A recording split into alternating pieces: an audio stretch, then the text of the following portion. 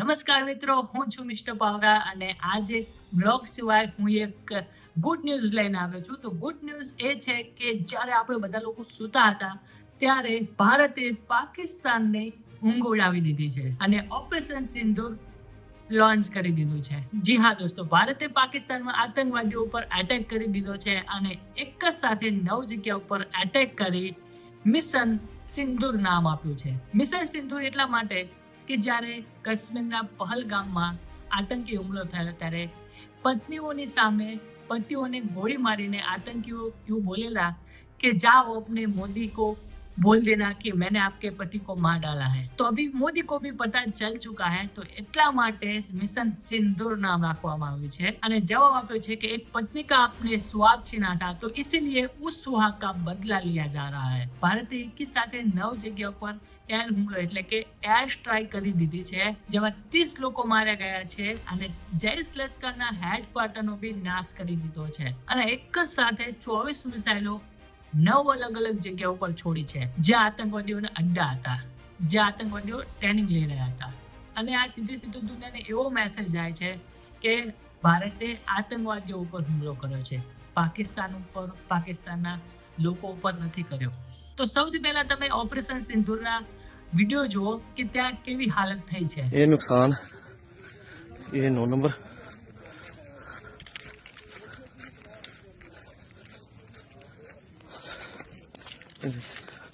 ये मस्जिद तैयबा मरकज उमरकरा के अंदर ये नुकसान है.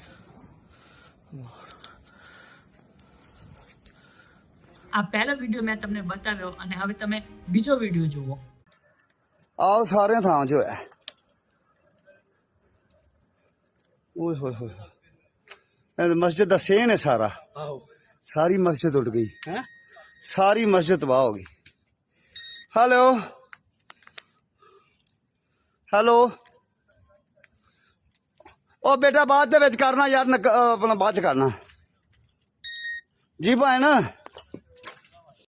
ਬਹੁਤ ਜ਼ਿਆਦਾ ਹੋਇਆ ਜਗ੍ਹਾ ਹਾਂਜੀ ਉਹ ਯਾਰ ਸਬਰ ਮੈਂ ਭੈਣ ਕਰਨਾ ਤੁਹਾਨੂੰ ਬਾਅਦ 'ਚ ભાઈ કોઈ હે ઉતે તો તમે જોઈ શકો છો કે જે જગ્યાએથી હાફિઝ સઈદ ઓપરેટ કરતો હતો એટલે કે હેન્ડલિંગ બધું કરતો હતો એ જગ્યાએ જ મિસાઇલ દ્વારા ઉડાવી દીધી છે. कार की यार्ड करेंगे डेरा मस्ती खाली के वाली भाई.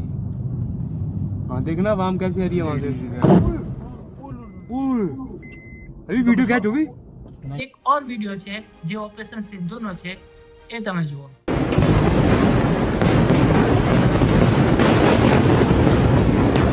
લોકો રસ્તામાં જઈ રહ્યા છે બટ એમનામાં ડર કેટલો બધો છે એ તમે જોઈ શકો છો.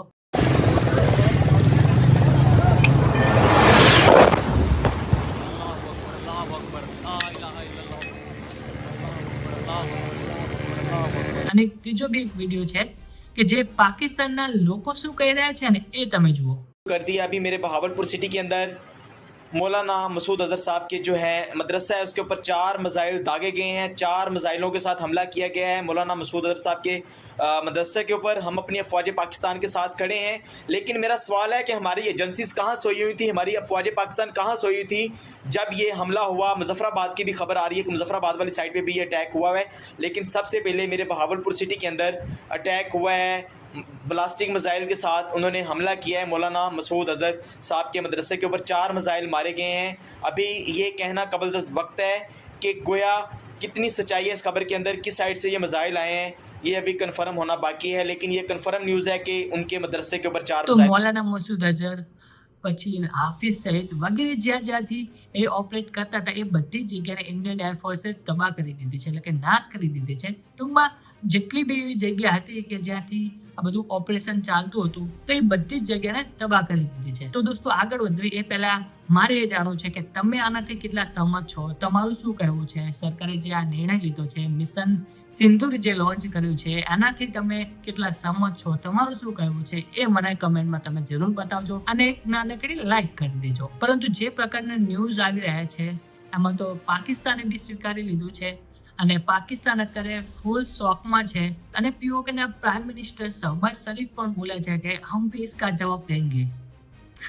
अब देखते हैं. ખેર એ 9 જગ્યા કઈ છે કે જ્યાં ઇન્ડિયન એર સ્ટ્રાઇક થઈ છે એ આપણે જોયું હોય તો પહેલું છે મુઝફ્ફરાબાદ, ગુલપુર, સિયાલકોટ, મુરદકેબ, બહાવલપુર, બાગ, ભીમબેર, ચકમરુ, તો આ બધી જ જગ્યાએ આતંકવાદીઓ ઓપરેટ કરી રહ્યા હતા જે પીઓકે ની અંદર હતા. અને અત્યારે હું તમને સૌથી અગત્યના ન્યૂઝ જણાવી દઉં કે ભારતે એવું કીધું છે કે આ તો હજી શરૂઆત છે, પહેલો પડાવ જ છે, હવે હિસાબ પૂરો, હવે બધું ખતમ એવો બદલો નથી આ. નરેન્દ્ર મોદીજીએ કહ્યું છે કે મિટ્ટી में मिलाएंगे, अब ऐसी चीज होगी कि आपकी कल्पना से भी परे होगी, જે તમે કલ્પના પણ નહીં કરી શકો એવું થશે. અને અત્યારે એવું પણ જાણવા મળ્યું છે કે ઇન્ડિયન આર્મીને પાકિસ્તાનમાં જવાની જરૂર જ નથી પડી. કેમ?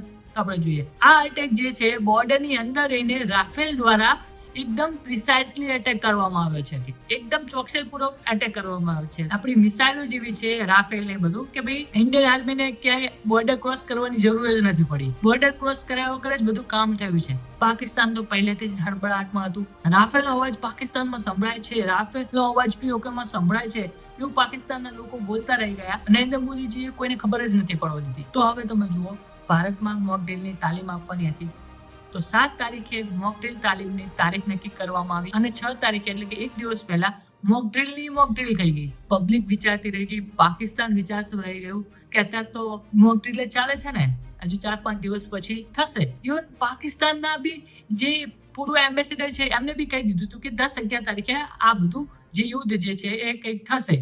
તો કંઈક આ પ્રકારનો હતો પ્લાન. તો પૂરી દુનિયા મોક ડ્રીલ વિચારતી રહી ગઈ કે ભાઈ મોક ડ્રીલ થવાનું છે, મોક ડ્રીલની તાલીમ મળવાની છે, અત્યારે થોડીને એટેક થવાનો છે. અને એ જ રાત્રે ગુજરાત જેવા રાજ્યમાં વરસાદ પડતો હતો ત્યારે મોક ડ્રીલ કરીને કે ભાઈ મોક ડ્રીલ કેવી રીતે કરવી એની તૈયારી કરવી છે. અત્યારે તો પહેલા લોકોને ટ્રેન બી કરી લીધા, બધે ન્યૂઝ બી ફેલાઈ ગયા કે કેવી રીતે આત્મરક્ષા કરવી જો પરિસ્થિતિ બગડે તો. અને આ સાઈડ રાતના 12-12:30 આસપાસ મિશન સિંદૂર ચાલુ થઈ ગયું હતું અને થોડાક જ સમયમાં એટલે કે અડધો 1 કલાકમાં 9 જગ્યાને તબાહ કરી દીધી.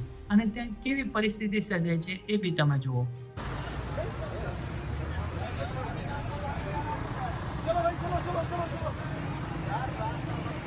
તો કંઈક આવી રીતે મિશન સિંદૂર સક્સેસફુલ રહ્યું છે અને જવાબ મળે છે એ પત્નીઓને જેમને પહલગામ અટેકમાં પોતાના પતિ ગુમાવ્યા છે. તો મને આશા છે કે તમને આ વિડીયો ઇન્ફોર્મેટિવ લાગ્યો હશે. જો લાગ્યો હોય તો લાઈક કરી દેજો, શેર કરી દેજો અને અત્યાર સુધી તમે ચેનલને સબસ્ક્રાઇબ ના કરી હોય તો પ્લીઝ સબસ્ક્રાઇબ બી કરી દેજો. તો ચાલો મળીએ આવા જ એક નવા વિડીયોમાં. ત્યાં સુધી જય હિન્દ.